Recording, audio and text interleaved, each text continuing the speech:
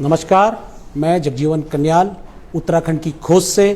आज हमारा 9वां एपिसोड है और आज हमारे बीच में आ रहे हैं धारचूला मुंशियारी विधानसभा सीट से हमारे हरीश धामी जी मुंशियारी विधानसभा क्षेत्र के विषम भौगोलिक परिस्थिति चाइना नेपाल देश की सीमाओं से सटा हुआ उत्तराखंड प्रदेश सीमांत क्षेत्र के आपदाओं विपदाओं की मार हर वर्ष झेलने के साथ विकास की दृष्टि सामान्य पिछड़ा क्षेत्र है। पिछले 10 वर्षों से धारचूला मुंशियारी क्षेत्र का प्रतिनिधित्व करते आ रहे हैं माननीय विधायक जी हरीश धामी जी। चुनाव यात्रा के दौरान एक खास मुलाकात, जनता पूछती है सवाल। सर विधायक पहले जी, तो धन्यवाद उत्तराखंड खोज का कि आपने एक बहुत अच्छी शुरुआत की है, जिससे कि आप क्षेत्र के जो मामले हैं उसको पूरे देश और दुनिया को दिखा रहे हैं। इसके लिए मैं उत्तराखंड खोज को जो है नमन करता हूं और आपको जो है बहुत बहुत शुभकामनाएं भी देता हूं। धन्यवाद सर। और सर सवाल विधायक जी, आप बताएंगे आपकी नज़र में लोकतंत्र की परिभाषा क्या होनी चाहिए? देखिए, लोकतंत्र की परिभाषा ऐसी होनी चाहिए कि सबसे पहले जनता से झूठे वादे नहीं होने चाहिए, जो आप कहते हैं उसको करना चाहिए। और मैं ये मानता हूँ कि अक्सर राजनीति में लोकतंत्र में जो है लोगों के साथ कुछ वादे झूठे होते हैं, करते हैं। और मेरा ये भी मानना है लोकतंत्र में चुनाव तक ही जो है पार्टी पॉलिटिक्स होनी चाहिए। चुनाव के बाद कोई भी किसी का दल का हो, अगर वो अपने क्षेत्रों की बात को रखता है तो सरकार को उस क्षेत्र की समस्याओं को देखते हुए उसका निराकरण करना चाहिए और तत्काल प्रभाव से उस काम को करना चाहिए। तभी मैं सच्चा एक लोकतंत्र मानूंगा। जी, सवाल दूसरा पूछते हैं सर। मान्यवर, 10 वर्षों से इस क्षेत्र की जनता अपना स्नेह देकर अपना प्रतिनिधित्व चुना। इन 10 वर्षों कार्यकाल में अपने क्षेत्र विकास की योजनाओं में कितना कार्य किया आपने? जैसे देखिए, मैं सीधे तौर पे कह सकता हूँ, जब ये हमारा जो है धारचूला विधानसभा या उत्तराखंड उत्तर प्रदेश में भी रहा होगा, मैं आज भी चैलेंज के साथ कह सकता हूँ कि तब से लेके अभी तक 2012 तक के जितने भी विधायक रहे होंगे उनका सारा कार्यकाल मिला दीजिए और मेरा केवल 2012 से 17 तक का कार्यकाल, अगर कहीं पर 10% कोई टिकता है तो हरीश धामी राजनीति छोड़ देगा। मैं इसलिए कह रहा हूं, मैं एक सिपाही का बेटा हूं और मैं उस सिपाही का बेटा हूं जिसने सन 1971 की लड़ाई लड़ी है। और मेरा भी बड़ा एक शौक था, मेरा अरमान था कि मैं भी देश की जो है सिपाही के रूप में देश की सीमाओं की रक्षा करूं, लेकिन मैं नहीं हो पाया। लेकिन मैं धन्यवाद करता हूं धारचूला मुंशियारी की जनता का और कांग्रेस पार्टी का, जिन्होंने मुझ जैसे एक साधारण एक सिपाही के बेटे को कांग्रेस पार्टी का टिकट दिया। उसके लिए मैं राहुल गांधी जी और हरीश राव जी का धन्यवाद करता हूं कि मुझ पर विश्वास करते हुए उन्होंने टिकट दिया और 33 साल बाद पहली बार धारचूला विधानसभा कांग्रेस का नेतृत्व करने का मौका मुझे मिला। और जब मुझे टिकट दिया गया, मैं केवल एक विधानसभा अध्यक्ष था यूथ कांग्रेस का, तो मैं राहुल जी का बहुत बहुत धन्यवाद करता हूँ कि उन्होंने मुझ पर कुछ देखा और मुझे टिकट दिया। और जो उन्होंने मुझसे कहा था, मैं आज उसी कदमों पर चल रहा हूँ और मैंने जनता की भावनाओं को हमेशा उसकी कदर की है। और मैं कहता हूँ सीधे तौर पे, भाई जब मैंने 2012 में कदम रखा तो मैंने लोगों से जब कहा कि मैं इस मिरिक बिहार को हटाऊंगा और क्षेत्र के लोग जो दशकों पुरानी मांग थी आरक्षण की, मैंने कहा उसको पूरा करूंगा। तो बहुत से सीनियर लोगों ने कहा कि बड़े बड़े नेता है वो नहीं कर पाए, बोला ये कैसे करेगा। मैंने एक जवाब दिया, मैंने कहा मैं एक सैनिक का बेटा हूं और जिस तरह मैंने कहा एक सैनिक अपनी सीमाओं के लिए अपनी प्राणों की परवाह नहीं करता, तो उसी तरह मैंने कहा जब मैं जिम्मेदारी ले रहा हूं तो सेवक के रूप में, चाहे मुझे कुछ भी करना पड़े, अपनी सरकार से जो है त्यागपत्र देना पड़े, लेकिन मैं क्षेत्र के विकास के लिए काम करूंगा। और उसका परिणाम है कि और पहला विधायक होगा जो अपनी सरकार के खिलाफ काली पट्टीवाद की विधानसभा गया होगा। और हमने मिरिक बिहार को भी हटाया, 111 गाँव जिसमें थे। 1986 में मिरिक बिहार जो लगाया गया था एक काला कानून, उसको हटाने का काम किया। और यहाँ के लोगों की दशकों पुरानी मांग थी, उस मांग को हमने अन्नाल समुदाय के तहत वो तमाम जातियों को जो आरक्षण में नहीं थे उनको आरक्षण देने का काम किया। लेकिन मैं उनसे भी माफ़ी चाहता हूँ जो 7-8 जातियाँ छूट गई हैं, और मेरा वादा भी है इस बार सरकार बन रही, उन जातियों को भी हम ओबीसी में जो है शामिल करेंगे, उनको भी लाभ देंगे जी। और हमने 100 से ऊपर सड़कें मैंने स्वीकृत की। एक विधानसभा में 2 पॉलिटेक्निक कॉलेजें बनाने का काम किया, 2 तहसील बनाने का काम किया, 16 इंटर कॉलेज बनाए और 12 जूनियर हाई स्कूल बनाने का काम किया।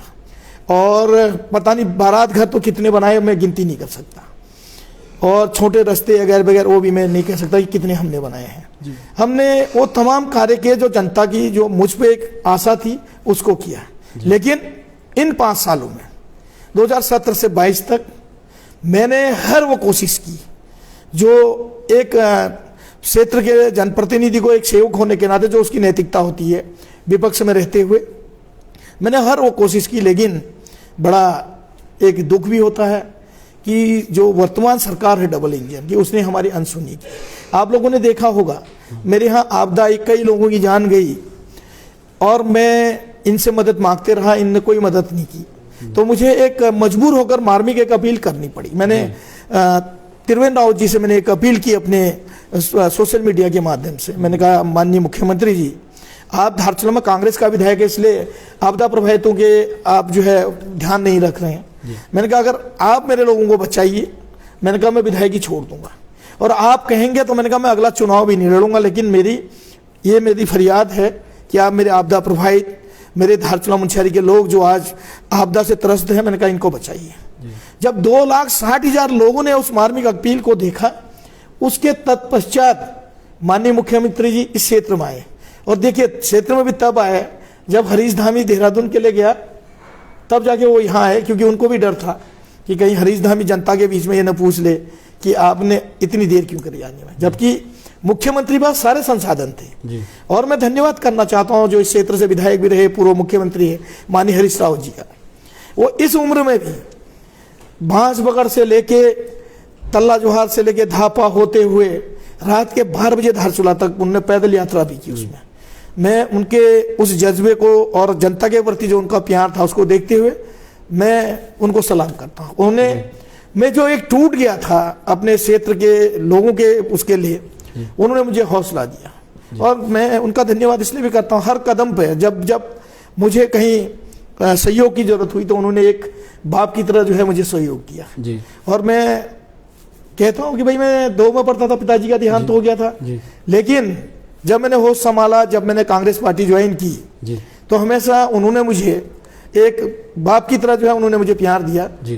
तो मैं कह सकता हूं कि धारचूला का जो विकास हुआ जी, उस विकास में 100% उनका योगदान है जी। सर, हमने तो बहुत होमवर्क कर रखा है, क्योंकि हर एक क्वेश्चन में सर आप पूरे क्वेश्चन के आंसर एक साथ दे रहे हैं आराम से। हमसे अभी बहुत सारे क्वेश्चन, बहुत कड़वे आंसर भी और क्वेश्चन भी आएंगे, कोई दिक्कत आप, मैं पूरी तैयारी के साथ आया हूँ सर। देखिए कन्या जी, हमने काम किया है और हम जवाब देने में कोई दिक्कत नहीं। भाई गलती करेगा आदमी तो उसकी सजा भी भुगतेगा, इसलिए मैं आप कोई भी सवाल पूछिए उसके लिए तत्पर। सर, आप शिक्षा की बात करते हैं, स्वास्थ्य के बाद हम जाते हैं शिक्षा। और महोदय कृपया जनता को बताएंगे आपने शिक्षा के क्षेत्र में क्या क्या कार्य किए, बेहतर बनाने के लिए आपकी क्या योजना है आने वाले दिनों में? देखिए, मैं अपनी सरकार में मैंने अपनी बेटी को प्राइवेट स्कूल से निकालकर सरकारी स्कूल में डाला जी। और मेरी बिटिया जिस दिन इंटर पास हुई तो मैं रावत जी के पास मिठाई का डिब्बा लेके गया। मैंने कहा सर मेरी बिटिया इंटर पास हो गई। तो उन्होंने कहा हरीश बहुत बहुत धन्यवाद, बधाई है तेरे को। मैंने कहा साहब बधाई तो है, लेकिन शिक्षा का इस तरह ये है कि मेरे देखते हुए और लोगों ने भी सरकारी स्कूल में डाला कि विधायक की बेटी पढ़ रही तो शायद अध्यापक आएंगे। मैंने कहा आज हम अध्यापक नहीं दे पाए। मैंने कहा पहाड़ का ही व्यक्ति जो है सेवा नहीं देना चाहता। तत्काल माननीय रावत जी की सोच थी, उन्होंने कहा बिल्कुल हम अपने बच्चों के लिए शिक्षा के करेंगे। और गेस्ट टीचर रावत जी की देन है, हमने नामिक जैसे दुर्गम क्षेत्र में 27 किलोमीटर पैदल है जो, वहां भी हमने तमाम जितने सब्जेक्ट थे उसके टीचर देने का काम किया।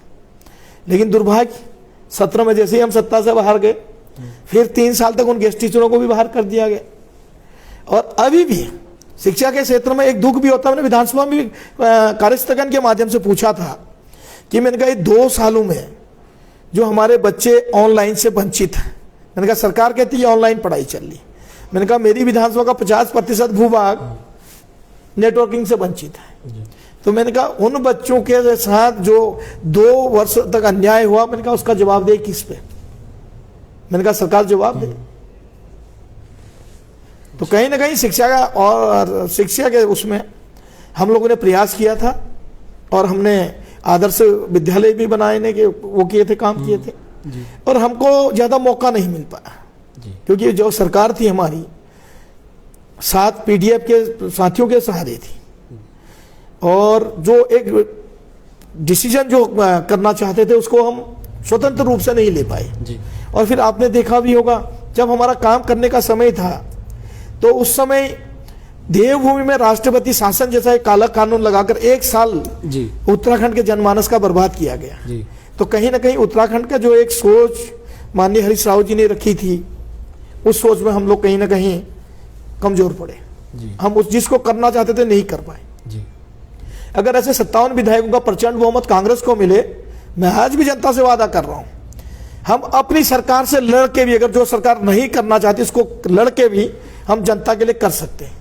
ये मैं आपसे वादा कर रहा हूं, आप देखिएगा इस बार सरकार बन रही है। अगर जहां पे मुझे लगा कि अहित हो रहा है, जी सबसे पहले हरीश धामी जो है अपने सरकार के खिलाफ लड़ेगा। और मुझे कुर्सी का लालच नहीं है, जी मैं अपने कुर्सी को त्याग सकता हूं, लेकिन अपने जनता से किए वादे को जो है नहीं ठुक सकता। जी तो हम कोशिश करेंगे शिक्षा के क्षेत्र में हम लोग बहुत बढ़िया प्रयास करें, क्योंकि हम लोग तो भाई जब कक्षा 7 में गए तब ABCD कहना सीखे हम लोग। जी बल्कि जनवरी फरवरी कहना तो हमको 7 में जाते डंडे खाते थे अध्यापकों से, सीख नहीं पाए, क्योंकि हम लोग जो है प्राइमरी स्कूलों से पढ़े थे, उसमें इंग्लिश का ऐसा होता ही नहीं था। आज जो बच्चा twinkle twinkle little star KG LKG में पढ़ा, वो कक्षा 7 में वो पोएम हमने पढ़ा हुआ है, और उसको भी याद करने के लिए कई डंडे खाए हमने।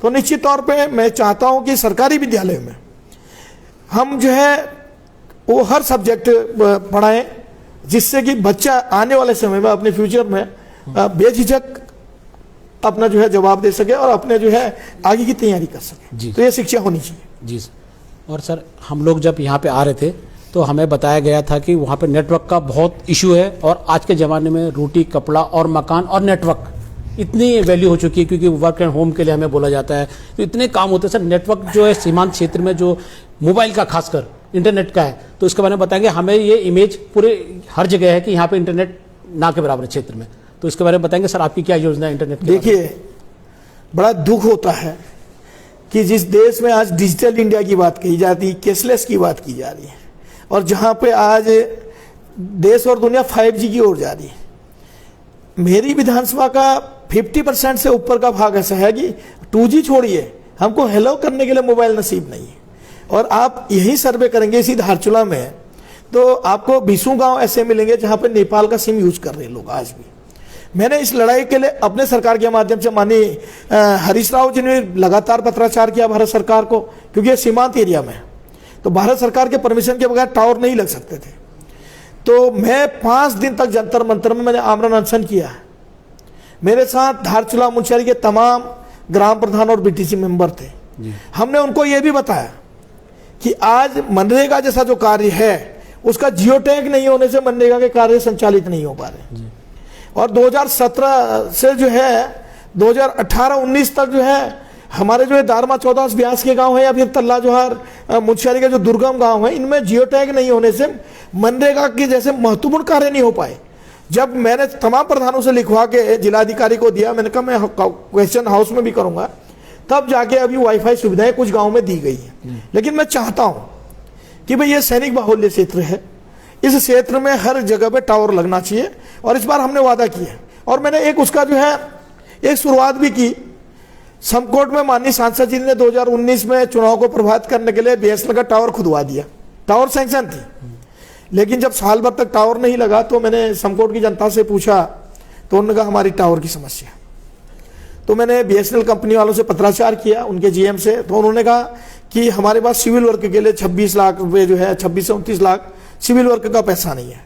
तो मैंने उनको कहा कि अगर मैं विधायक निधि से जो जनता का पैसा है, अगर उस पैसे को आपको दूं तो आप लगा सकते हैं। उन्होंने कहा बिल्कुल लगा सकते हैं। मैंने जब वो पैसा जारी किया, लेटर जारी किया, उसमें भी इतनी बड़ी राजनीति हुई कि 1 साल तक वो पैसा जारी नहीं किया गया। टावर बने हुए 6 महीने हो गए थे, खड़ा हो गया था टावर, उनको पैसा नहीं मिला तो वो टावर नहीं चालू कर रहे थे।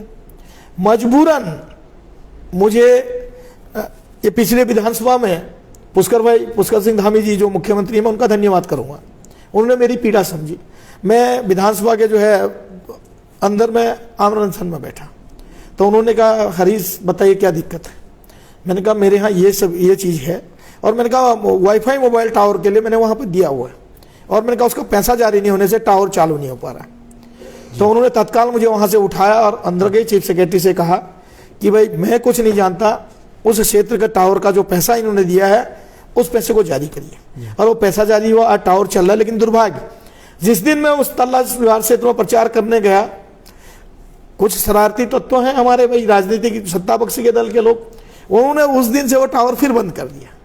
लेकिन इस बार हमने ये तय किया है, हमारी गवर्नमेंट बनती है तो हम सीधे सीधे प्राइवेट कंपनियों को जो है सरकार पैसा देगी टावर लगाने के लिए, और हम जनता को टावर उपलब्ध जो है अवेलेबल कराएंगे हर गांव में, ताकि अब लोगों को जो है टावर के लिए जो है दिक्कत न करना पड़े।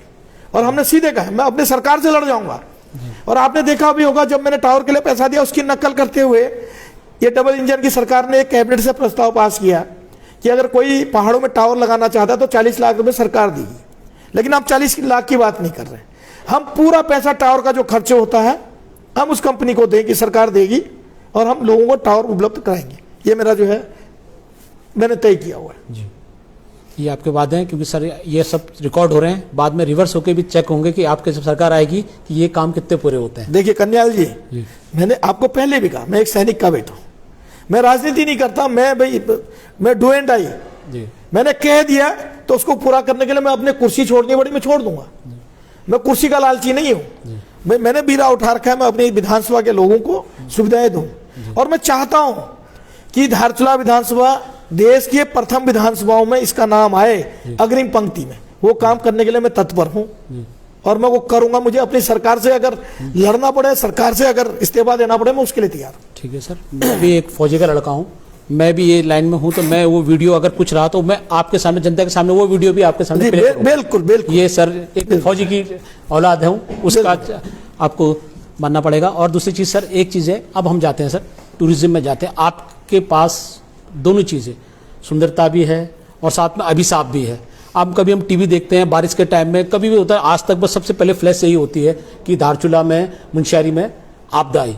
पता नहीं भगवान को अच्छा नहीं लगता है या पता नहीं एक अभिशाप मिला हुआ कि हर बार सर आपदा आपके क्षेत्र में आती है, तो उसको निपटने के लिए आपने कुछ रोड मैप बनाया कि आगे कैसे इसको बचाया जा सके यार इसको? देखिए, आपदा के लिए अगर राज्य सरकार ही सब कुछ करे तो वो संभव नहीं है।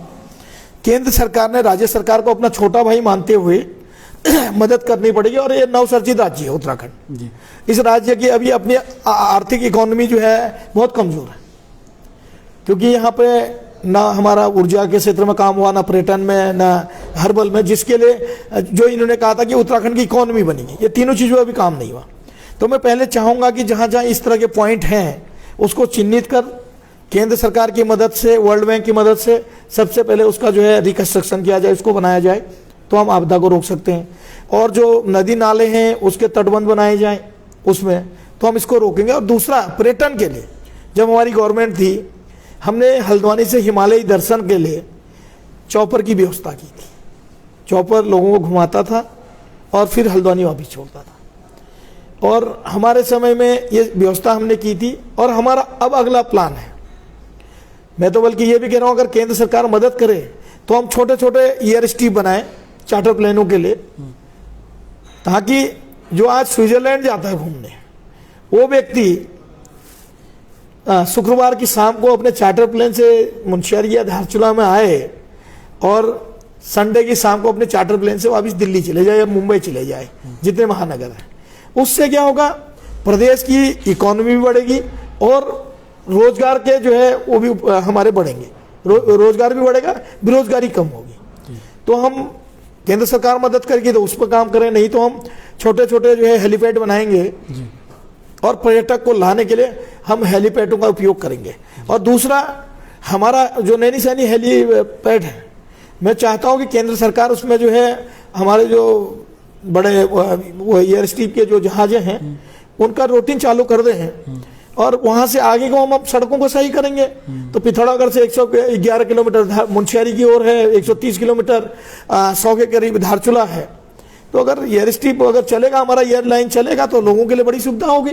जी सर, मैं आपको अपना बताता हूँ वाकया कि हमारे कुछ फ्रेंड्स हम लोग मुंशियारी भेजते हैं, अपने उत्तराखंड भेजते हैं, क्योंकि जब जाते हैं मुंशियारी चले जाते हैं, जो दूसरी बार जाते हैं तो बोलते हैं कि सर अब दोबारा हमसे बहुत मुश्किल हो जाता है। उनको जो सड़क के रास्ते हैं, इतने गड्ढे, इतना डर लगता है उनको जाने में। उसके बाद बोलते हैं बहुत ही खूबसूरत है, बहुत ही अच्छा है। एक बार जाते हैं और फिल्टर रोक के फिर वो वही मार्केटिंग करते हैं, बट रास्ते अच्छा नहीं, रोड नहीं है। 10 साल से सर आप सरकार में हैं, तो सर 10 साल से आपकी जिम्मेदारी नहीं बनती थी कि आपको रोड बनाना चाहिए? दोनों साइड से रोड आपकी इधर से भी है और थल की तरफ से भी रास्ता है, पर दोनों तरफ से खराब है सर। लेकिन दुर्भाग्य यही ना कि केंद्र सरकार की सड़कें हैं बीआरओ के अंदर। अब मैं आपको एक किस्सा सुनाता हूँ, कई साथी आज इस फेसबुक से देख भी रहे होंगे। मतकोट से जब मैं धारचूला के लिए आ रहा था तो मैंने देखा 25-30 गाड़ियां फंसी हुई है बरसात के समय में। तो मैंने देखा लोग परेशान थे। मैंने बीआरओ के इंजीनियर को, जूनियर इंजीनियर से मैंने पूछा, वहां पे कुछ मजदूर ब्लास्ट करने के लिए पत्थर पे कह रहे थे कि एक तू जला एक तू जला। तो मैंने उस इंजीनियर से यही पूछा, भाई मैंने कहा आप इनके साथ खिलवाड़ क्यों कर रहे हैं? मैंने कहा ब्लास्ट वही करेगा जो ब्लास्टर का जिसके पास लाइसेंस होगा। मैंने कहा आप ये गलत कर रहे हैं। मैंने कहा आप बड़ी मशीन से रोड खोलिए। तो वहां से उसने कुछ नहीं बोला, वो चले गया। और 15 मिनट के बाद सारे मजदूर भी चले गए। फिर मैंने क्या हो गया, तो उसके बाद मैंने फ़ोन किया, अपनी मशीन मंगाई। सड़क खोल रहा था तब तक मुझे किसी ने कहा कि ये थाने में आए, चौकी में आए। मैं वहाँ पर गया, मैंने कहा भाई मैंने तुमसे कौन सा ऐसी बदतमीजी कर दी जो तुम चौकी पे चले गए? मैं तो तुम्हें सुझाव दिया था जी। तो उन्होंने यही कहा मुझे कि बोला नहीं आपने गलत किया। मैंने कहा भाई गलत क्या कर दिया? मैंने कहा मैं जनप्रतिनिधि हूँ। मैंने कहा पहले मैं जनता के साथ हूँ। मैंने कहा इन मजदूरों में से किसी के साथ अगर हादसा होता है, मैंने कहा तुम्हारी तो लायबिलिटी नहीं है, लेकिन इनके घर वालों को तो पीड़ा मुझे देखनी पड़ेगी, क्योंकि मैंने कहा मैं यहाँ का सेवक हूँ। भाई ये कल को मुझे ही कहेंगे कि किसी के साथ यह हादसा हो गया। और एक बहुत बड़ा प्रश्न है, मैं सोशल मीडिया के माध्यम से कह रहा हूँ, बीआरओ जितनी जगह आज काम कर रही, ब्लास्ट कर रही है, इनके पास कोई ब्लास्टर का लाइसेंस नहीं है। ये कानून का सीधे सीधे उल्लंघन कर रहे हैं। और मेरे पे आज जो केस है, मैं इस प्रोफाइल में मैंने जो अपनी चुनाव उसमें दे रखा है वही केस है। जनता के लिए सड़क खोलने में मुझ पे जो है सरकारी काम में व्यवधान का मुकदमा लग गया। मैंने विधानसभा में इस मामले को उठाया, किसी ने मेरी सुध नहीं ली। भाई कोई व्यक्ति अगर जनता के लिए काम करना चाहता है, उस पर अगर ऐसे मुकदमे थोपी जाएंगे तो आदमी कैसे कर पाएगा? दूसरा, राहुल जी के समय में हमने इसको जो है राज की सड़क में हमने इसको डाला था। हमारी कर्णप्रयाग से जो है मुंशियारी वाली झौंझवी की सड़क, और उसके बाद ये भारतमाला में चले गई। पिछले 5 साल से सुन रहे हैं कि भैया भारतमाला के तहत सड़क बनेगी, और मैं उनके भारतमाला के अधिकारी से संपर्क भी करता हूँ, भाई ये सड़क कब बन रही? वो कहते हैं 2 साल से केंद्र सरकार में डीपीआर चले गई है, लेकिन अभी तक पैसा नहीं मिला। भाई जब केंद्र सरकार मदद नहीं करेगी अपनी सड़कों में, तो सड़कें कैसे बनेंगी? और मेरा तो दुर्भाग्य है, जिस जगह में मैं रह रहा हूँ मतकोट में, जो मेरा गृह क्षेत्र, जिस मिट्टी में पैदा हुआ, 500 मीटर का सड़क, लोक निर्माण विभाग कहती मेरी नहीं है, बीआरओ कहती मेरी नहीं है। और आज अगर आप वहां जाएंगे बारिश पे, हल्की सी बारिश भी होगी तो 2 फीट कीचड़ है। और मेरे भाजपा के मित्र जो देख रहे होंगे सोशल मीडिया के माध्यम से, मैं उनसे भी कहना चाहता हूं, उन्होंने लिखा था हरीश धामी के 10 साल का विकास। हरीश धामी ने उस सड़क के लिए हमेशा संघर्ष किया, और जब हरीश धामी की सरकार थी सड़क को काटने का काम भी हमने किया। लेकिन भाजपा के डबल इंजन की सरकार ने उसको रोका। हमने बीएडीबी के माध्यम से 40 लाख रुपए उसमें जो है सीसी मार्ग के लिए भी स्वीकृत कराई, लेकिन वो जैसे जिले में पहुंचा उसको काट दिया गया, ना बीएडीबी से दिया गया। तो एक विधायक कैसे काम कर सकता है? अगर मैं उस सड़क में विधायक निधि से पैसा डालता तो कल को ये कह देते कि इसने अपने घर में जो है सारा पैसा लगा दिया। तो ये दुर्भाग्य है। और मैं जब सरकार में था तो हमने थल मुंशियारी के लिए हॉट मिक्सिंग के लिए 10 करोड़ रुपए दिए, लेकिन वो काम भी पूरा नहीं हो पाया सरकार में। उसमें भी 2-2.5 करोड़ रुपए बचा दिया। आज मुंशियारी, आप थल से मुंशियारी जाते हैं, जौनवी से मुंशियारी जाते हैं, आप अपने प्राणों को हथेली में रख के जा रहे हैं, कहीं भी हादसा हो सकता है जी। तो मैं कहना चाहता हूं आपके माध्यम से, भाई केंद्र सरकार की जो एजेंसियां हैं वो भी अपनी नैतिकता जिम्मेदारी देखते हुए काम करें। अब हम कहते हैं तो केंद्र सरकार के लोग हैं, हमारी सुनने को तैयार नहीं। और मैंने तो वो भी देखा आपदा के समय में, डीएम कमिश्नर की उन्होंने नहीं सुनी। लेकिन इतना जरूर है, मैं सेवक होने के नाते, मैं जब से मैंने यहाँ जिम्मेदारी मेरे पे नहीं थी, मैं विधायक नहीं था, तब उससे पहले से भी मैं जब भी सड़कें बंद होती मैं अपने संसाधनों से खोलता हूँ। या आप गोरीछाल की जनता से किसी से भी पूछ लीजिए जी।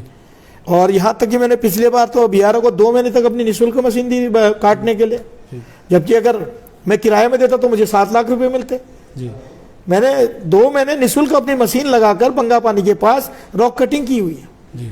मैं हमेशा चाहता हूं कि मेरी जनता को सुविधा मिले, लेकिन रोड का आपने बहुत अच्छा प्रश्न किया कन्याल जी। मैं आपको धन्यवाद करता हूं कि इस तरह के मामले आने चाहिए और जनता को पता चलना चाहिए कि कहाँ क्या हो रहा है क्या नहीं हो रहा। क्यों सर, मेरा क्यों हम लोग खुद प्रैक्टिकल हम लोग खुद जाते हैं। मैं 1-2 बार आया, मुझे खुद याद है कि सर शाम तक मुझे ऐसा लगा जितना थल से लेकर हमारा मुंशियारी तक का सफर, उतना सर मुझे लगा कि मैं बॉम्बे से इधर तक आया वो नहीं थका जितना मैं मुंशियारी से वहां आने तक थक गया था। तो मैं आम पब्लिक के लिए चार्टर तो सर हमारे से प्लेन है सर, बजटेड वाले बड़े पैसे वाले आ जाएंगे। जो आम जनता आना चाहती है तो उस रोड के लिए सर मैं आपकी सरकार आए तो जरूर, बिल्कुल हमारी सरकार आएगी तो हम उसको करेंगे जरूर सर। अगर सरकार नहीं आए तो सर विधायक कोटे फिर से भी लड़ूंगा, मैं लड़ूंगा, विधायक कोटे से भी करिएगा। देखिए मैं लड़ूंगा उसके लिए।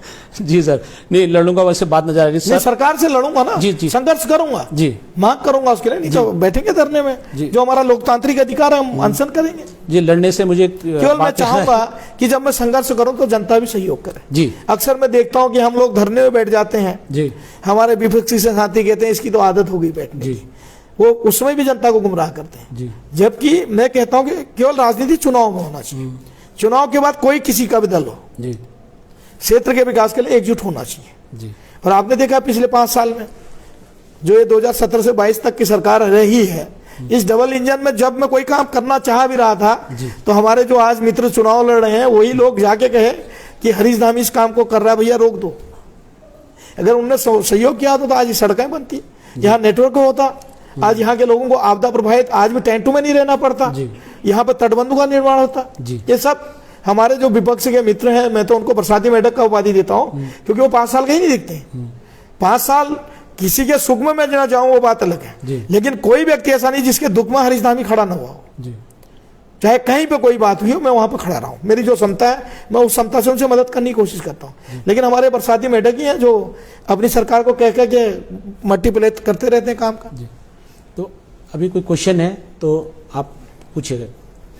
ठीक है, जिस हिसाब से आप यहाँ पर प्रतिनिधित्व कर रहे हैं और मंत्री बनते हैं, तो यहाँ पर जो सुंदर ब्यास वैली और दारमा वैली है, मंत्री होने के नाते आप इसको कैसे प्रचार प्रसार करेंगे दुनिया के सामने? देखिए दारमा, ब्यास, चौदास, मल्ला जोहार, तल्ला जोहार, ये सुंदरता के जो है कुदरत का एक खजाना है। भगवान भोलेनाथ की ये भूमि, इसकी सुंदरता का कोई वर्णन नहीं कर सकता, लेकिन हम निश्चित तौर पे इसको हम देश और दुनिया की नज़रों में लाएंगे, इसको हम सुविधाएं उपलब्ध कराएंगे। और यहाँ पे क्योंकि ये क्षेत्र जो है इस क्षेत्र के जो लोग रहे हैं वो स्वाभिमानी और देश के सबसे बड़े महान विभूतियों में। मैं आपको एक चीज़ और अवगत कराना चाहता हूँ, ये भूमि शहीद दीवान सिंह की भूमि है, देश का प्रथम महावीर चक्र विजेता उसकी भूमि है। और ये क्षेत्र पंडित किशन सिंह उसकी भूमि है, नैन सिंह की भूमि है, जो देश के सबसे महान सर्वेयर रहे हैं। और यह भूमि 2 चीफ सेक्रेटरीज ने दी है उत्तराखंड सरकार ने, स्वर्गीय रघुनंदन सिंह टोलिया और श्री निरुप सिंह नपलचाल जी।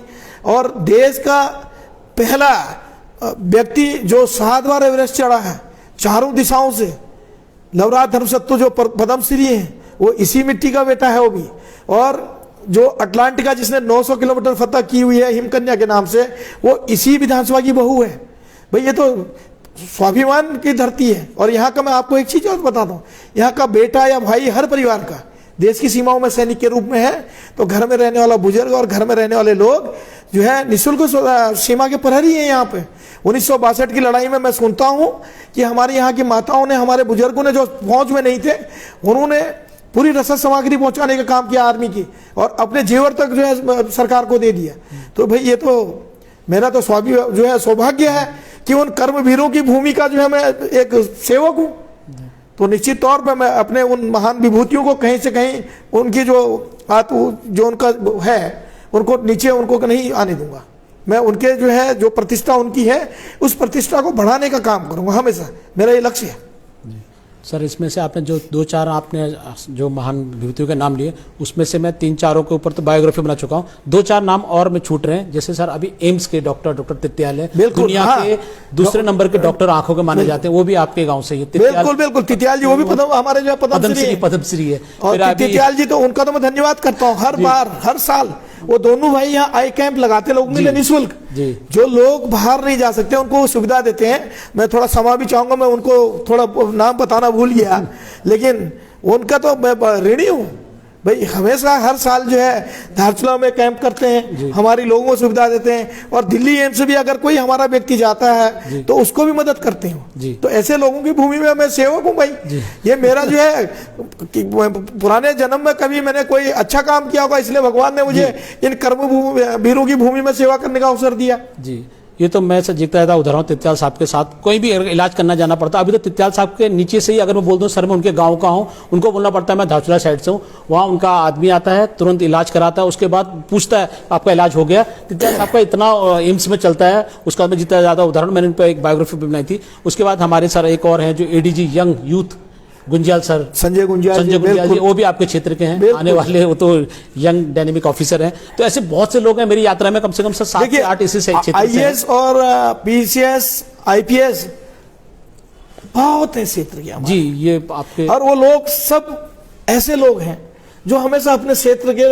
लिए जो है लड़ मरते हैं जी। और उन लोगों ने केवल अपने क्षेत्र को ही नहीं, प्रदेश को और देश को भी जो है आगे बढ़ने में सहयोग किया। जी जी, ये तो है। तो ये मैं जब कोई भी बात बनती है तो मैं कहता हूँ खाली धारचूला मुंशियारी साइड जाओ, आपको जितने ब्यूरोक्रेट से ज़्यादा जो भी आज तक बहुत सारे ऐसे कार्य किए हैं इस क्षेत्र में, तो मैं काफ़ी लोगों से पर्सनली भी जानता हूँ। तो ये क्षेत्र में तो आपको तो सर एक आपको प्लस पॉइंट मिला है कि इतने महान आपके क्षेत्र में पैदा हुए हैं। और सर इसके बाद चलते हैं सर, सबसे बड़ा जो दंश है रोजगार और बेरोजगारी का पूरे क्षेत्र में आप देख सकते हैं। पूरे उत्तराखंड में पूरे जब लॉकडाउन हुआ था हजारों लोग वापस आए, लाखों लोग वापस आए। उसके बाद क्या हुआ सर, उनसे बात होती थी जब हम लोगों ने वहाँ से यहाँ भेजे, उसके बाद बोलते हैं हम क्या करें यहाँ पे। एक बोलते हैं हमको सिर्फ मच्छी पालो बोलते हैं, या तो बकरी पालो बोलते हैं, या तो मुर्गी पालो बोलते हैं। तीसरा बिजनेस कुछ ऐसा बिजनेस है जिसमें रोजगार के लिए जो रोड मैप है, होम स्टे पे कुछ कर सकते हैं सरकार, ताकि उनके पास बैंक में जाएं तो उनको लाइन न लगाना पड़े। सिंगल विंडो सिस्टम आप ला सकते हैं रोजगार के लिए, जो रिवर्स प्लान को भी रोके और यहाँ के बेरोजगारों को भी रोजगार दे सर। देखिए उसकी भी हमारी प्लानिंग है, हमारी सरकार बनती है, हम समूह के माध्यम से मातृ शक्ति से लेके युवाओं के लिए समूह के माध्यम से रोजगार करेंगे। ये जो है एक हमारा जो विधानसभा है ये ऑर्गेनिक की भूमि में बहुत आगे जा सकता है। हम यहाँ पर ऑर्गेनिक उत्पाद करने के लिए प्रोत्साहन करेंगे अपने युवाओं को और मातृ शक्ति को, और टूरिज्म में हम इसको आगे बढ़ाने के लिए जो है छोटे छोटे क्लस्टर के रूप में इसमें काम कराएंगे। दूसरा, मैं चाहूँगा कि केंद्र सरकार हमको मदद करे, हम यहाँ पर छोटे छोटे विद्युत परियोजनाएं बनाएंगे, और उन परियोजनाओं में मैं केवल धारचूला पिथौरागढ़ के रोजगार की बात नहीं कर रहा हूँ। अगर वो हमारी परियोजनाएं बनती हैं तो हम पूरे उत्तराखंड के बेरोजगार को यहाँ रोजगार दे सकते हैं। और पर्यटन के रूप में भाई हम पर्यटक स्थल उनके सौंदर्यीकरण करें, उनके लिए जो है बढ़िया रास्ते बनाएं, और लोगों को होम स्टे कर दें, कुछ लोगों को गाइड के रूप में काम कराएंगे, तो निश्चित तौर पर बहुत जो है रोजगार उसमें भी है। और हर्बल की बात है, इतनी जड़ी बूटियां हैं हमारे यहाँ भाई, हम उसको वैज्ञानिक तरीके से फॉरेस्ट के साथ मिलकर जो हमारी विशेषज्ञ एक संस्था है उसके साथ मिलकर उसका भी दोहन किया जा सकता है, जिससे कि पर्यावरण को भी नुकसान न हो, लेकिन हमारा जो हर्बल है वो निकले। और वो देश और दुनिया में हर्बल के नाम पर आप जानते हैं आज रामदेव जी ठग रहे हैं लोगों को जो है उसके नाम पे, तो ये तो भाई हिमालय के उससे निकले वो हर्बल है, तो इसमें हम बहुत अच्छा काम कर सकते हैं जी। तो इससे हम बेरोजगार युवाओं को रोजगार देंगे जी।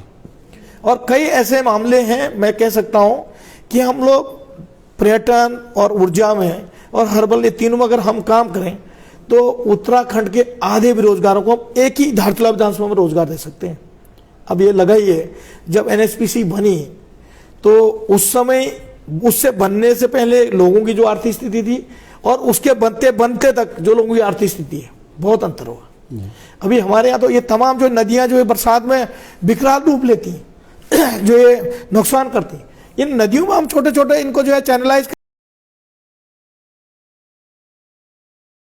करके इसमें हम विद्युत परियोजना लगाएं तो भाई सब सतयोग होगा, और उसी से जो पैसा मिलेगा उत्तराखंड राज्य का भी जो है इकोनॉमी बढ़ेगी, हम हिमाचल के तर्ज में इसको आगे बढ़ा सकते हैं। आज हिमाचल ऊर्जा के क्षेत्र में सबसे आगे है, यही कारण है। ये तो सर, और हम हर्बल के रूप में खेती करें क्षेत्र में आ गए तो।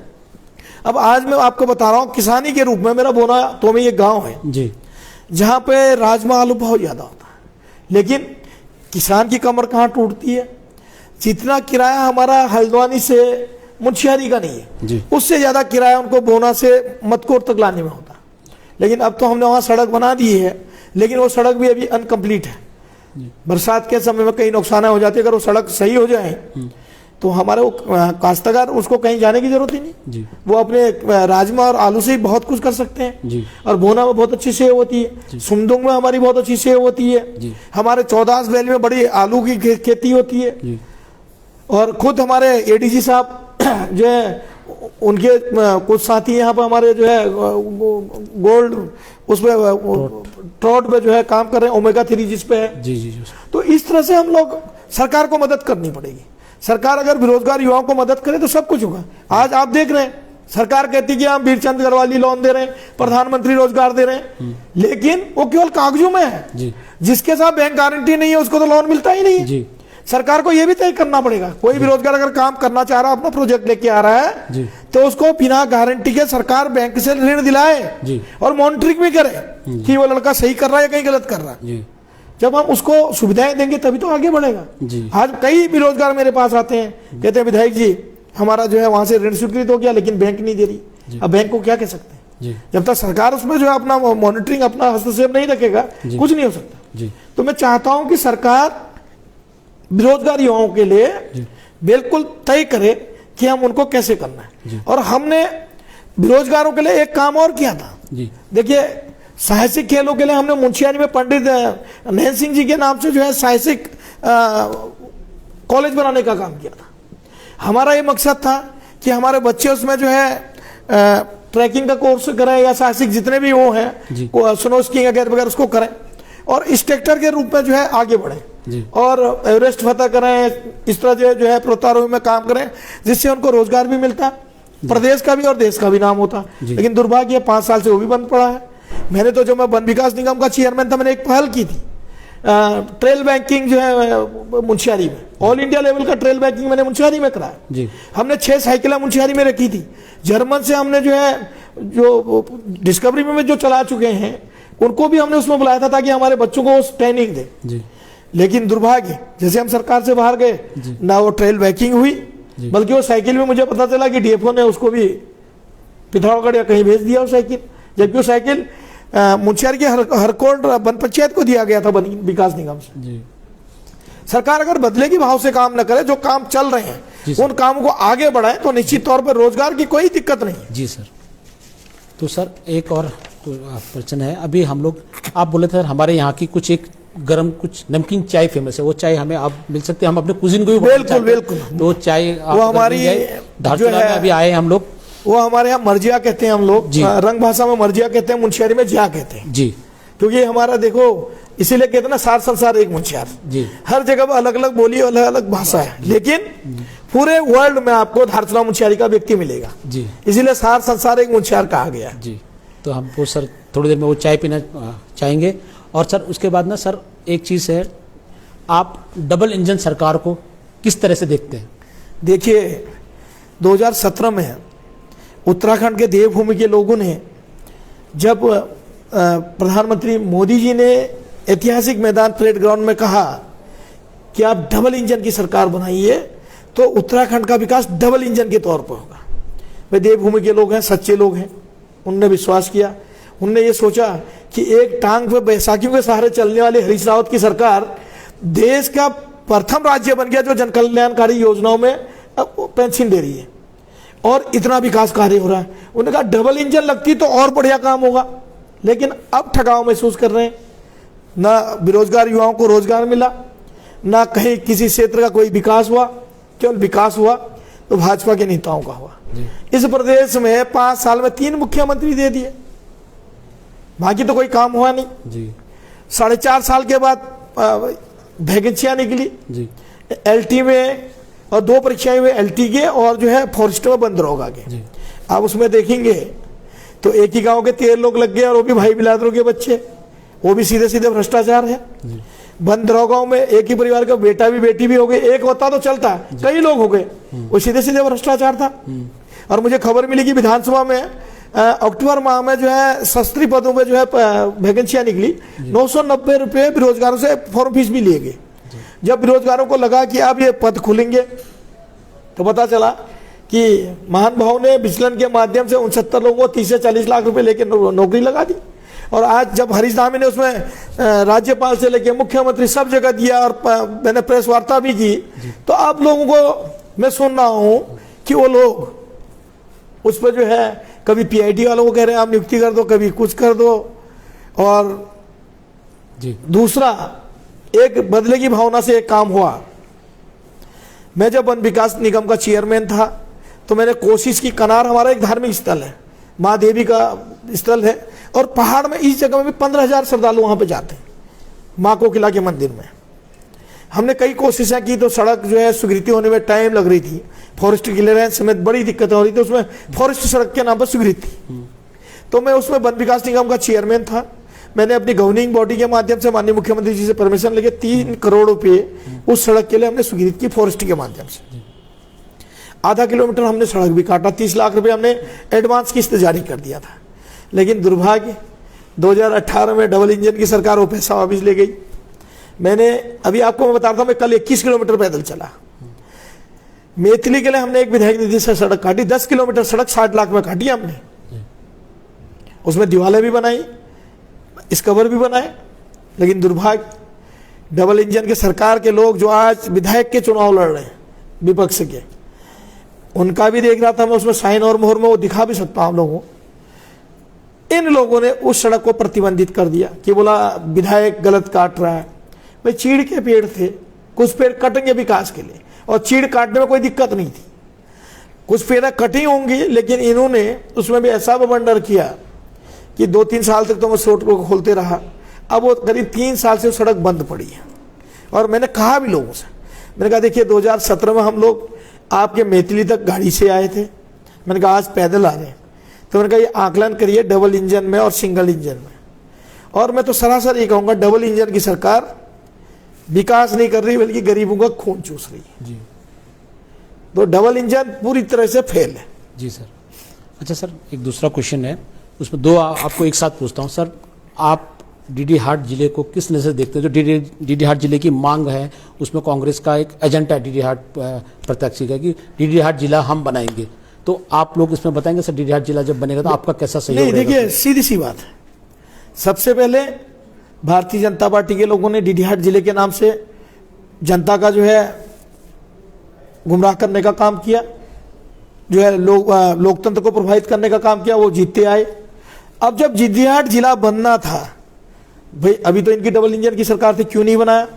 हम तो 4 जिले नहीं, राहुल जी 9 जिले बनाना चाह रहे थे, लेकिन हमारी आर्थिक स्थिति कम थी सरकार की, इसलिए हम जिले नहीं बना पाए। लेकिन हम कह रहे हैं हम डीडी हाट जिला बनाएंगे, डीडी हाट जिले के लिए संघर्ष करेंगे, क्योंकि डीडी हाट सीमांत जिला एक बनेगा तो उससे विकास होगा। और मैं आपके माध्यम से एक चीज और कहना चाहता हूँ, जिले के साथ साथ राज्य सरकार को केंद्र सरकार के पास प्रस्ताव भेजना चाहिए छोटे छोटे विकास खंड के, क्योंकि ये पर्वतीय क्षेत्र है उत्तराखंड। पर्वतीय क्षेत्र का विकास तभी होगा जब छोटे छोटे विकास खंड बनेंगे और छोटे छोटे जिले बनेंगे जी। तो निश्चित तौर पे मैं तो डीडी हाट गया था महोत्सव में, मैंने कहा भी डीडी हाट के जो धरने में लोग बैठे थे उनसे मैंने कहा हाथ चाहिए अल्ले चाहिए, डीडी हाट जिले चाहिए। तो मैं बिल्कुल डीडी हाट जिले के लिए, अगर डीडी हाट में हमारा विधायक बनता है तो हरीश धामी उस विधायक के साथ 4 कदम आगे बढ़ के डीडी हाट जिले के लिए लड़ेगा और बना के देखेंगे आप जी। और डीडी हाट नगर पंचायत भी हमने, नगर पंचायत को नगर पालिका भी हमने बनाई है। देखिए ये अंतर है। तब वहां विपक्ष का विधायक था, हमने वहां तहसीलें भी बनाई, हमने वहां नगर पंचायत को नगर पालिका भी बनाया। लेकिन आज यहां मैं विपक्ष का विधायक हूं, मेरे आपदा प्रभावित आज भी टेंट 2 में है।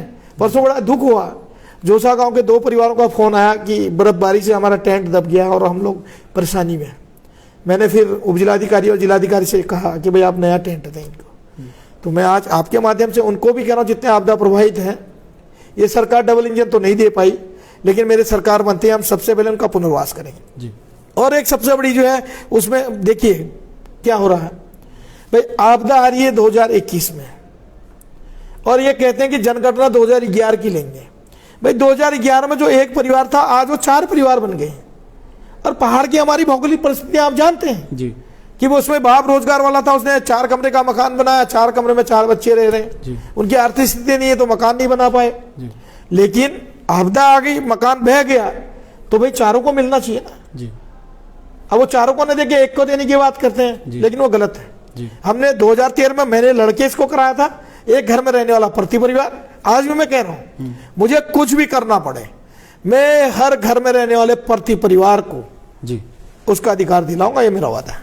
जी सर, एक डीडी हाट से ही सवाल है सर। डीडी हाट से हम लोग जब जाते हैं तो बताया गया कि वहां से कुछ साल पहले सर्वे हुआ था, डीडी हाट से आदिचौरा होते हुए मुंशियारी, जो बोलते हैं बहुत शॉर्टकट रास्ता है, चाहे वो पिथौरागढ़ से आए चाहे थल से आए, वो रास्ता भौगोलिक परिस्थिति से बने तो मुंशियारी पहुंचने का बहुत अच्छा रास्ता है। इसका भी मैं आपको बताता हूँ, ये सड़क भी स्वीकृति मेरी सरकार ने की, मेरे विधायक की।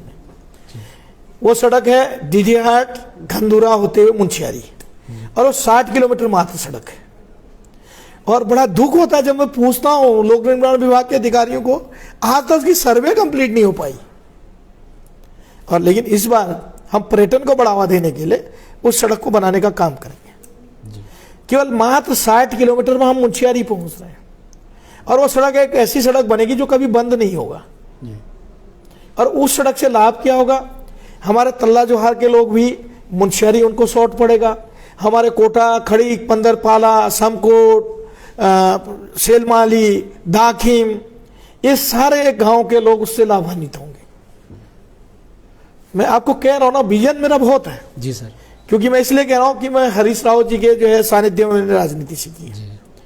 और मैं आज भी मैं कह सकता हूं कि हरीश रावत जी से बेहतर इस प्रदेश के भौगोलिक परिस्थितियों के बारे में जानने वाला व्यक्ति और इस प्रदेश को आगे बढ़ाने की सोच रखने वाला व्यक्ति कोई नहीं हो सकता। जी, इसके बाद उस पॉइंट पे भी आएंगे सर। ये आपकी जो धारचूला मुंशियारी की चाय है, थोड़ा हमें दिखाते हैं, इस कलर की चाय है जो इसको, लेकिन थोड़ा ये क्या हो गया, हम टीआरसी में बैठे हैं, ये हमारे एक्चुअली इसका बर्तन अलग होता है, कांसे के कटोरे में मिलती है जी। अब हम जो बनना चाहिए था वो नहीं बन पाया, लेकिन फिर भी सर हम आपको उसका टेस्ट दे रहे हैं। जरूर सर, अपने कुजीन को हम बढ़ाना चाहिए। मैं जहां भी जाता हूं सर, अपने कुजीन को मैं बढ़ाता हूं, चाहे हमारे भट्ट है, मडवा है, चाहे हमारे माल्टा है, उसके जूस है, और बुरास के जूस है। हर कोशिश करता हूं कि अपने कुजीन को हमें बढ़ाना चाहिए। हमारे इतने इमोशनल है, अगर मैं ये चीज सर यहाँ लेके जाऊं, मैं कन्याल जी, इसी का मैं जवाब देता हूँ जी। आज झोरा और हमारा जो है मडवा, भट्ट, इन चीजों की ब्रांडिंग, या गेठिया 200 रुपए किलो में मिलती है हल्द्वानी में, इनकी ब्रांडिंग किसी ने की तो हरीश रावत जी ने जी। उत्तराखंडियत, इसीलिए हरीश रावत जी कहते हैं उत्तराखंडियत की बात होनी चाहिए। आज देखो, मोदी जी ने परसों उत्तराखंड को संबोधित करते समय 26 जनवरी में गणतंत्र दिवस के दिन उत्तराखंड की टोपी ओढ़ी, वो आज ओढ़ रहे हैं, लेकिन हमारे लोग आज से नहीं, हमारे पूर्वजों के जमाने से वो टोपी ओढ़ रहे हैं। आप ये टोपी भी देख रहे हैं, केवल इसमें हमने वो डिजाइनिंग नहीं कटी, क्योंकि गढ़वाल में अलग है, कुमाऊं में अलग है, लेकिन आप जाएंगे तो हमारे यहाँ यही टोपी आपको मिलेगी। और आप हरीश रावत जी को अगर कभी टोपी ओढ़े हुए देखेंगे तो इसी टोपी में देखेंगे, इसीलिए कहते हैं उत्तराखंडियत ये है। और मैं आज देख रहा हूँ बीजेपी के बड़े काफी नेताओं ने एक ट्रेडिशनल बना लिया। जिस दिन से मोदी जी उस टोपी को ओढ़ रहे हैं तो उस टोपी को बार बार ओढ़ के आ रहे हैं। और वो टोपी हमारे केदारनाथ के विधायक मनोज रावत जी हैं, तो अक्सर विधानसभा में उस टोपी को ओढ़ के वो आते थे, और अपनी ये ट्रेडिशनल धारचूला मुंशियारी की टोपी को ओढ़ के मैं जाता था। और गैरसैंण में तो हमने अक्सर इसी टोपी में काटे हुए। यही तो ब्रांडिंग है सर। ब्रांडिंग होता है तो कुछ भी चले जाता है, हर चीज, मिट्टी भी सर सोना बन जाती है। सर आपको मैं एक सवाल और पूछना चाहता हूँ। आप हरीश रावत जी के बारे बार बोले जा रहे हैं, वो आपके गुरु हैं, मुख्यमंत्री गुरु हैं, सब कुछ मानते हैं। कुछ दिन पहले उनकी एक वायरल फोटो हुई थी जिसमें उनको मुस्लिम बनाया हुआ था, दाढ़ी वाड़ी बना के, तो सर उसके बारे में बताएंगे आप? देखिए, हम कांग्रेस पार्टी के लोग हैं, हम सभी धर्मों का सम्मान करते हैं, लेकिन मैं भाजपा के साथियों को पूछना चाहता हूं, जब मोदी जी बिना बताए पाकिस्तान बिरयानी खाने चले गए तो उनको क्यों नहीं मुस्लिम बनाया? इनके कई जो राष्ट्रीय स्तर के नेता हैं, उनकी बेटियों की शादी हमारे मुस्लिम भाइयों से हुई है, तो क्या वो मुस्लिम हो गए? तो इस चीज को देखना पड़ेगा। आज धारचूला मुंशियारी के अंतर्गत हरीश धामी धारचूला आता है, पगड़ी बांधता है, मुंशियारी में टोपी ओढ़ता है, तो इसका मतलब ये नहीं कि हरीश धामी सौका या रंग हो गया। भाई, जैसा देश वैसा भेष करना पड़ेगा, और अनेकता में एकता कहा जाता है, तो हम तो भारतवर्ष के लोग हैं। भाई, गांधी जी का नारा था अनेकता में एकता। भाई, हम सभी धर्म, सभी जातियों का सम्मान करते हैं, और जहां पर हिंदुत्व की बात कर रहे हैं वो लोग, भाई क्या एक ही ठेका उन्हीं का हिंदुत्व की? भाई, मैं तो खुद धामी हूं, मेरे पूर्वजों ने जब मेरे इष्ट देवता के मंदिर में पूजा करी तो उस दिन से हमको धामी लिखना शुरू कर दिया जी। ये भाजपा केवल प्रभुगंता फैलाती है, आपस के भाईचारा को खत्म करने का काम करती है, इसके अलावा कुछ नहीं। और जब जब चुनाव आते हैं तो ये इस तरह के जो है जातिवाद धर्म पे चुनाव लड़ते हैं। आपने देखा होगा कितने बार ये रामलला के नाम पर जो है उत्तर प्रदेश में काबिज हो गए जी। और अब राम मंदिर बनने जा रहा है जी। लेकिन राम मंदिर के निर्माण के लिए धारचूला के अंदर सबसे पहला चंदा देने वाला व्यक्ति हरीश धामी है जी। और मैंने हरीश राव जी को देखा है, वो भाई सारे मंदिरों में भी माथा टेकते हैं जी। अब ये थोड़ी कि हम किसी धर्म के किसी मजहब के अगर कहीं प्रोग्राम में चले गए, उनकी टोपी ओढ़ ली या उनके साथ बैठ लिया तो आदमी उसी धर्म का हो गया। देखो ये मानसिकता बदलनी पड़ेगी जी। आज के, विशेषकर आज के युवाओं को, आज के जो जनरेशन है उसको इस धारणा को बदलना पड़ेगा जी। अगर ये धारणा ही नहीं बदली तो आने वाले समय में ये देश और प्रदेश के लिए घातक होगा जी। हमारा जो भाईचारा है वो बनना चाहिए जी। मैं ये कहता हूं कि सभी धर्म सभी उसका जो है जातियों का सम्मान होना चाहिए जी। और इनके तो धन सिंह रावत जी खुद मस्जिद में गए नमाज पढ़ने जी। तो आप समझ सकते हैं जी। तो इस चीज के जो है इस तरह के कृत्यों से बचना चाहिए आदमी को जी। मेरा ये सोचना। जी सर एक सवाल पर्सनल है कि सर हरीश धामी जनता भी जानती है, जनता भी पूछती है सवाल, एक इमेज है कि दबंग एमएलए है, या तो कभी अपना सर फोड़ते हैं या दूसरों का सर फोड़ देते हैं। सर ये बात बताएंगे सच है कि क्या है बिल्कुल सर? बिल्कुल सही है। जब जब मेरी विधानसभा के लोगों पे या मेरे प्रदेश के लोगों के साथ अन्याय होगा हरीश धामी कुछ भी कर सकता है, मैं उसके लिए तत्पर हूं।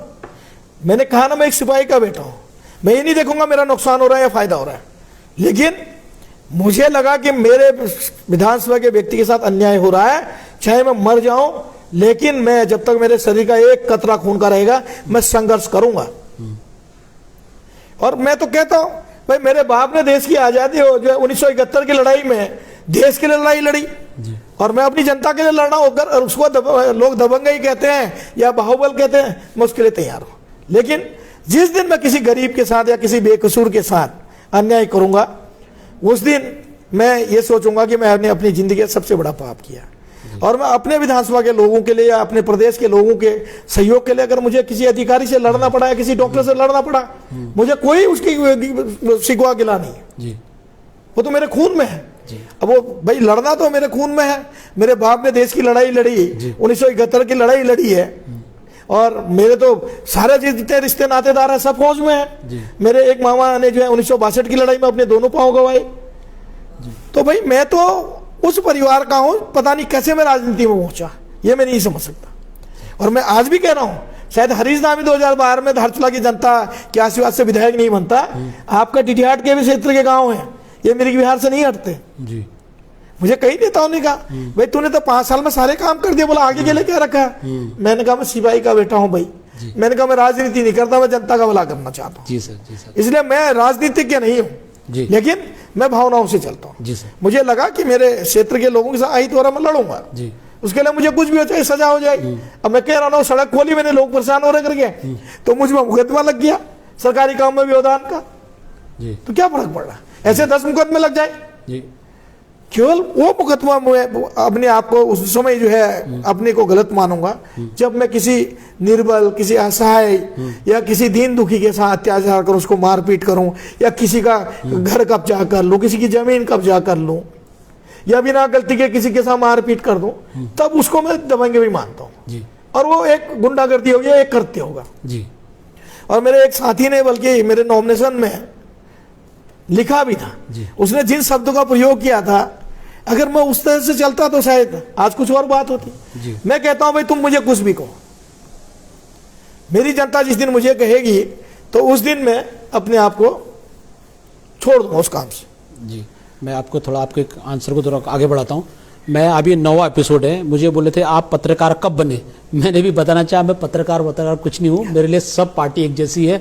मैं उत्तराखंड की खोज कर रहा हूं, आप निष्पक्ष पक्ष से इसमें ना मेरे लिए बीजेपी भी अपने, भाजपा भी अपने, जो भी पार्टी अपने, जो जीता उत्तराखंडी, जो हारा उत्तराखंडी, उसमें चलते हैं। बाहर कोई अगर उत्तराखंड से आता है तो हम उसको गले लगते हैं, हम पूछते नहीं तुम कौन से पार्टी से हो, तुम्हारा दुख क्या है। तो सर मैं भी बिल्कुल उत्तराखंड के लिए जान देने के लिए हम लोग तत्पर रहते हैं और हम पूरी टीम, मेरे यूथ के, हमारे राकेश खड़ायत जी, बोरा जी और हमारे काफ़ी लोग यहाँ पे आए हैं, बोरा जी, योगेश जी, तो हम लोग यूथ के अभी को हम बढ़ावा लेके काम कर रहे हैं और यूथ के साथ हम नया अध्याय जोड़ने की कोशिश कर रहे हैं पूरे उत्तराखंड में, यूथ को आगे लेके बढ़ाना चाहते हैं।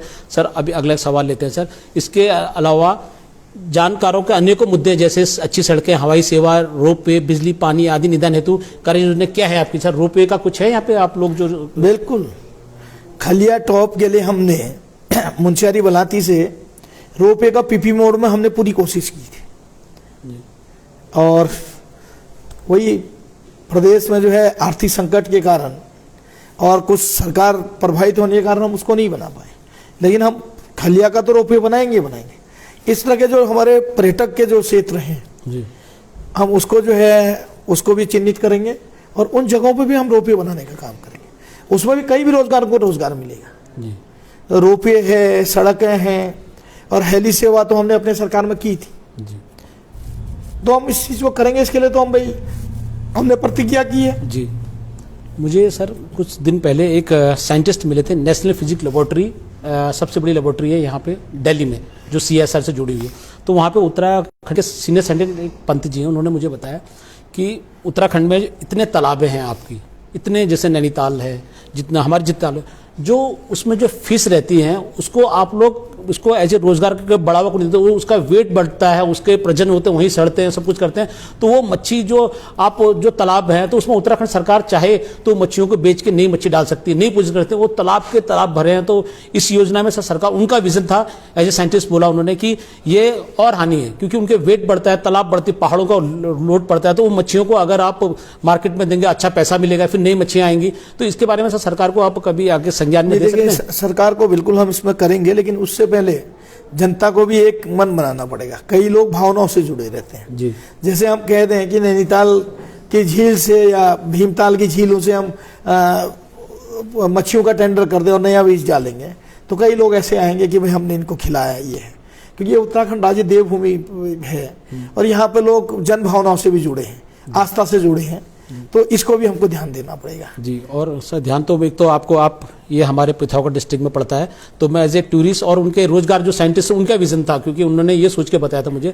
तो सर अभी आपने कुछ देर पहले पढ़ा था एयरपोर्ट का मुद्दा हो रहा है सर, जो एयरपोर्ट का हमारे लिए अभी साफ बन चुका है। अगर ये एयरपोर्ट आएगा तो मुझे नहीं लगता है सर कि पूरा पिथौरागढ़ डिस्ट्रिक्ट जो आपका लास्ट जहाँ पे एकमात्र हमारा ओम पर्वत है सर, वहां तो बताते हैं। और जबकि आपको सर एक बता, टॉप 10 अगर आप यूट्यूब में देखें, टॉप 10 डेंजरस अगर आप एयरपोर्ट देखते हैं तो उसमें इतने भयानक एयरपोर्ट बने वहां पे। आप पड़ोसी तक नेपाल का कन्याल जी में उसका आपको जवाब देना चाहता हूं। जी सर।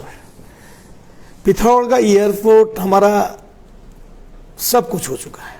हमारी सरकार में हमने प्लेन भी चलाया, सरकारी जो स्टेट प्लेन थी उससे भी लोगों से सेवा दी। लेकिन मेरे को एक थोड़ा अजीब सा लगता है कि हमारे केंद्र सरकार ने उड़ान योजना से पिथौरागढ़ को जोड़ा था, और आपने भी देखा होगा देहरादून जॉली ग्रांट से लेके पिथौरागढ़ तक इतने हुटिंग, इतने फ्लैक्सियां लगी, शायद उतना पैसा हम किसी गरीब को देते तो हजारों गरीबों का घर बनता और वो दुआएं देती। लिखा था धन्यवाद जल से, थल से, वायु से जोड़ने का, और जब खोदा तो फिर वही कि जब चली वो खटारा, पहली बार तो 2000 फीट में जो है फाटक खुल गया। तो मैं तो बड़ा शॉकिंग हूं कि वो बेचारे, और उसमें एक 8-9 साल का बच्चा भी था। जब 2000 फीट के हाइट पे फाटक खुला होगा तो उसमें जो यात्री थे उनके साथ कैसा एक हो रहा होगा, ये कितनी बड़ी लापरवाही। इसको मैंने विधानसभा के अंदर भी उठाया था, कार्यस्थगन में इस मामले को उठाया था, लेकिन सरकार ने इसकी अनसुनी करी। उसके बाद आपने उसी विमान को देखा, दिल्ली के हिडन में जो है रनवे में उसका टायर जाम हो गया, फिर भी सरकार नीचे थी। फिर तीसरी बार पिथौरागढ़ में जो है रनवे से बाहर हो गई, वो मेहनू तक पड़े रहे। पिथौरागढ़ के लोग जानते हैं मेहनू तक वो पड़े रहे कि सरकार की आखिर ऐसी क्या मजबूरी थी कि वही खटारा चला। उससे अच्छा नहीं विमान चलाते भाई, आप 30 सीटर चलाते, कम से कम लोगों को राहत मिलती, लोग यहाँ पर पर्यटक आते। उत्तराखंड में मैं कह रहा हूँ जिस दिन हमारा ये हेलीपैड, हमारा हवाई सेवा चल गया नैनीसैनी, तो ये पिथौरागढ़ जिला जो है ना, ये टूरिज्म के नाम पर सबसे पहला होगा। ये लेह लद्दाख, आपका जम्मू कश्मीर, हिमाचल, इन सब को फेल कर देगा। यहाँ पे ओम पर्वत है, एक साइड को ओम पर्वत है, दूसरी साइड को हमारा आदि कैलाश है, भगवान भोलेनाथ का जो है आदि कैलाश, जी वहां पे एक हमारा गौरीकुंड है एक साइड को, जी और दूसरे अपोजिट साइड पे जो है उसके हमारा पार्वती कुंड है, पार्वती सरोवर है, दो झील है छोटे छोटे, मतलब छोटे का ठीक पर ठाक झील है। और वहां जब हम पार्वती कुंड की ओर जाते हैं तो रास्ते में एक जगह माँ पार्वती के जो है द्वारा खेती की बताते हैं। धान के पेड़ आज भी आपको दिखेंगे, जी आज कम से कम वहां पर 8-10 फीट करीब बर्फ होगा। जब बर्फ पिघलेगा तो आप जाएंगे तो पेड़ आपको वैसे ही दिखेंगे, साक्षात दिखेंगे। तो इतने जो है सुंदर रामरिक स्थल हमारे पास हैं। उसी तरह हमारा जो है आप मल्ला जोहार चले जाएं, रालम चले जाएं, हमारा छिपला कोट चले जाएं, जी हमारा जो है नामिक चले जाएं, जी ये हमारे इधर हमारा धारमा का क्षेत्र बिल्कुल पंचाचूली से लगा हुआ, सोनदुगतू, जी इन जगहों पे भाई जब टूरिस्ट जाएगा तो यहाँ के लोगों की आर्थिक स्थिति भी बढ़ेगी, उत्तराखंड सरकार को भी राजस्व बढ़ेगा, रोजगार भी बढ़ेगा।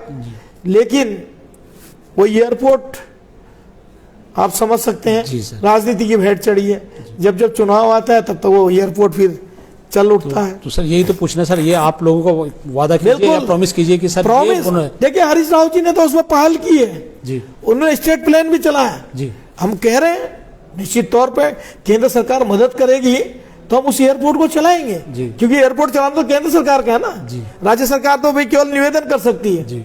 अगर मोदी जी को लगा कि ये छोटे उत्तराखंड जो है, जो राज्य है भाई उनका अपना ही राज्य है, उतना ही अगर वो देवभूमि से प्यार करते हैं तो निश्चित तौर पे उन्होंने एयरपोर्ट को चलाना चाहिए। आप नेपाल के अंदर देखिए 10-10 मिनट के जो है फ्लाइंग है, जी भाई आप भैरवा जाते हैं 10 मिनट का है काठमांडू से, जी। पोखरा आपका 20 मिनट का है, धनगढ़ी से जो है काठमांडू आपका 45 मिनट का है, आपका हुमला जुमला वाला एरिया जो है वो भी इतना ही है, सबसे डेंजरस जो हेलीपैड है।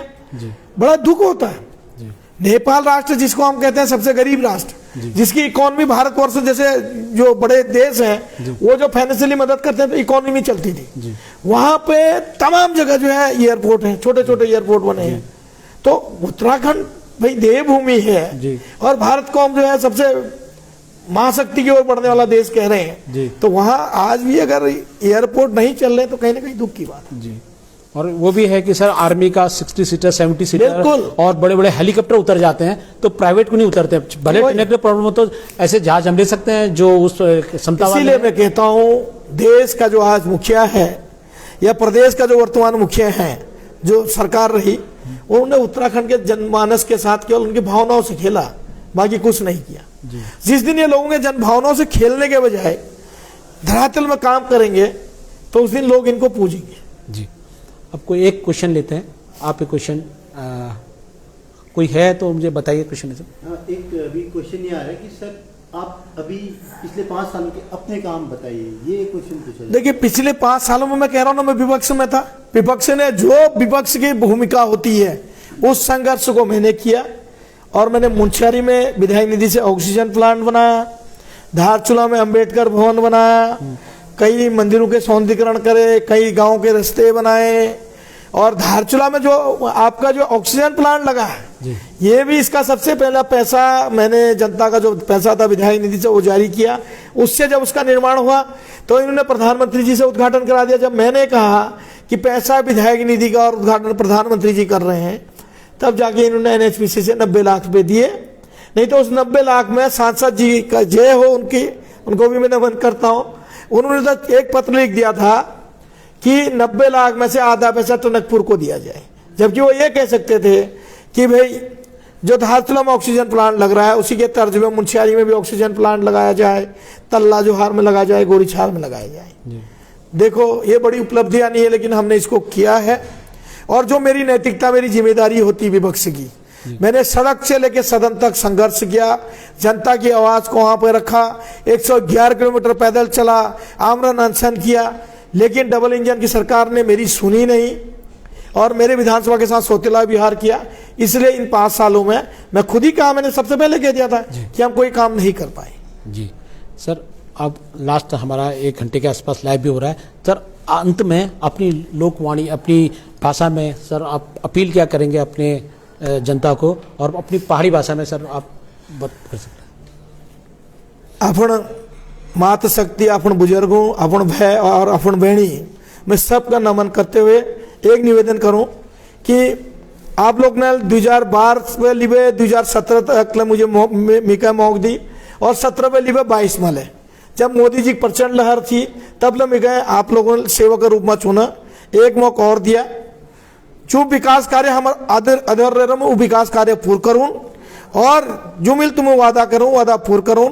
लेकिन मैं यदि जरूर करूं, आज विपक्ष विधायक जो तैयारी करना विधायक के रूप में जो आज डहार मारना लोगों सामने जावे मैं गरीब चल छू मैं इतके कौन चाहे कि 2.5 साल प्रमुख रूप में छी और उनर सरकार 5 साल उनर सरकार छी कि उनिल यो धार चुरा लीजिए अपन सरकार में की करा और जो 7 साल में सांसद छी यहाँ उनिल की करा उन सब उनका आकलन कर्या और अपन यो सेवक अपन यो चलक कार्यों का आकलन कर्या। इसके मैं आप सबका निवेदन करूं वो आकलन करबे तब तुम मुझे वोट दिया। अगर लागू कि 5 साल जब हरीश धामी सरकार थी हरीश धामी काम न कर तो बिल्कुल मैं हाथ जोड़ूं कि मुझे वोट देना जरूरत नहीं चाहिए। अगर तुमको लगे कि मेल तुम्हारा विधानसभा सम्मान बढ़ा रहो तुम्हारा विधानसभा में विकास करो तो निश्चित तौर में अपन सेवक के रूप में फिर एक मौका मिल दिया। ये सब के साथ मैं सबका नमन करूँ प्रणाम करूँ। जय हिंद, जय भारत, जय उत्तराखंड, जय धारचूला। आपको बहुत बहुत शुभकामनाएं सर और आपका नमस्कार और जय उत्तराखंड के साथ आपको मैं अभी से शुभकामनाएं देना चाहता हूँ। क्वेश्चन हो रहा है बार-बार राजधानी। हाँ सर, राजधानी का ऐसा था, मैं राजधानी को अभी भी कल भी मैंने उसका एक डॉक्यूमेंट्री बना रहा हूँ। परसों भी मैंने किशन भंडारी जी हमारे नई दिल्ली पर उनको भी बताया, उस दिन कैबिनेट में से बिशन चुफाल जी के बारे में बताया क्योंकि मैं उसको पर्सनली भी जानता हूँ।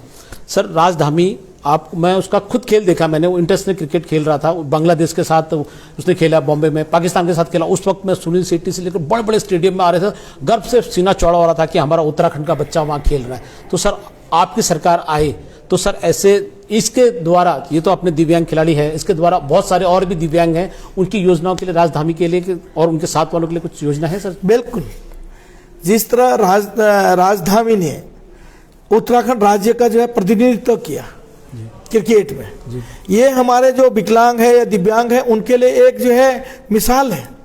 मैं चाहूँगा हमारी सरकार आए और मैं अपने मुख्यमंत्री से कह के मैं उसको एज ए स्पोर्ट्स ऑफिसर के तौर पर सरकार नियुक्ति करे ताकि जो हमारे विकलांग है या दिव्यांग भाई हैं उनको हौसला मिले और जीने का एक रास्ता मिले। ये हम सब के लिए एक प्रेरणादायक है राजधानी। और मैंने खुद जिस दिन राजधानी मेरे से मिलने आया था मैंने खुद मुख्यमंत्री जी, वर्तमान मुख्यमंत्री जी को फोन भी किया। मैंने आपके गृह क्षेत्र का, आपके जो है डीडीहाट जिले का है और इसने उत्तराखंड राज्य का प्रतिनिधित्व भी किया है और बहुत अच्छा एक खिलाड़ी रहा है, इसको कहीं ना कहीं आप सेवा दीजिए। और मैंने साथ ही KNBN के जो MD साहब हैं उनसे भी निवेदन किया था कि भाई आप इसको कहीं पर नियुक्तियां दे दें ताकि अपना जो आज आर्थिक संकट से गुजर रहा है वो गुजारा चला सके। मैं निश्चित तौर पर कह रहा हूँ, आज सभी लोग देख भी रहे होंगे, सुन भी रहे होंगे, मैं उन सब से कह रहा हूँ हमारी सरकार आएगी, हम प्रावधान कराएंगे और मैं लड़के भी ऐसे लोग जो जीने का एक सहारा ढूंढते हैं, जो लोगों को जीने का एक जो है सहारा देते हैं, एक हौसला देते हैं, ऐसे लोगों को सरकारी पदों में नियुक्तियां होनी चाहिए जी, तभी हम आगे बढ़ पाएंगे जी। उनको तो हमको देख के हौसला बढ़ता, जब वो खेल रहे थे उसके हाथों में जो इतनी ताकत है सर, हम तो 2 पाँव हैं, हमारे सब कुछ, हम कुछ भी कर सकते हैं, बट उसने इतने दोनों पाँव ना होने के बावजूद इतने आगे तक पहुंचा हुआ, तो उसके हौसले को मैं भी सलाम करता हूं।